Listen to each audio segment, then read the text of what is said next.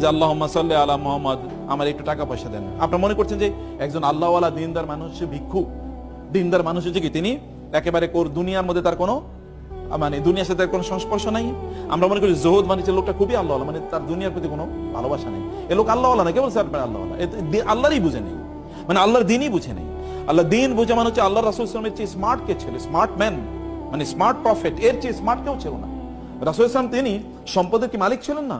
অবশ্যই ছিলেন সম্পদের মালিক। আপনি খাদিজাতুল কুবরা রাদিয়াল্লাহু তাআলা আনহা, তিনি যখন রাসূল সাল্লাল্লাহু আলাইহি ওয়াসাল্লামকে বিয়ে করেন, খাদিজাতুল কুবরা তো মিলিয়ন অফ তার টাকা ছিল, এই টাকা কই? এগুলো সব তিনি রাসূল সাল্লাল্লাহু আলাইহি ওয়াসাল্লামকে দিয়ে দিয়েছেন।